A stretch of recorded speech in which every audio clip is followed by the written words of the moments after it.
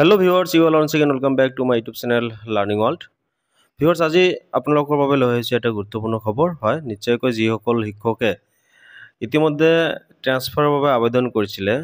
মানে সিঙ্গল ট্ৰান্সফাৰৰ বাবে তেখেতসকলৰ বাবে আছে এটা গুৰুত্বপূৰ্ণ ইনফৰমেশন আপোনালোকে জানে যে ইতিমধ্যে যিবিলাক সিঙ্গল ট্ৰান্সফাৰৰ বাবে আবেদন কৰিছিলে কিছুমানৰ কিন্তু ইতিমধ্যে ট্ৰান্সফাৰ অৰ্ডাৰ ওলাই গৈছে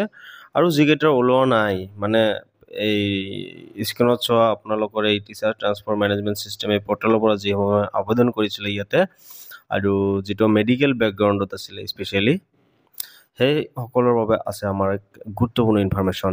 আৰু আপোনালোকক প্ৰথমৰ পৰা হেকলৈকে দেখুৱাই যাম কি আছে ইনফৰমেশন ভিডিওটো অকনো স্কিপ নকৰিব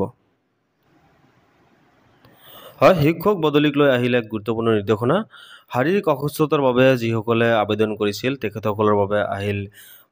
এক গুৰুত্বপূৰ্ণ নিৰ্দেশনা আৰু যিসকলে শাৰীৰিক অসুস্থতাৰ বাবে আবেদন কৰিছিল তেখেতসকলে এতিয়া মেডিকেল বোৰ্ডৰ সন্মুখীন হ'ব লাগিব যিসকলে শাৰীৰিক অসুস্থতাৰ ৰিজন দেখুৱাই আবেদন কৰিছিল হিহঁতৰ কিন্তু এতিয়া মেডিকেল বোৰ্ডৰ সন্মুখীন হ'ব লাগিব আৰু প্ৰায় 13 শিক্ষকক ইতিমধ্যে তলব কৰিছে আৰু তেখেতসকলৰ এটা লিষ্ট ওলাই পৰিছে ইতিমধ্যে কোন কেজন শিক্ষকক যাব লাগিব আপোনালোকে নিশ্চয় টিএমএসএস পোৰ্টেলত গৈ এই লিষ্টটো চাব পাৰে আৰু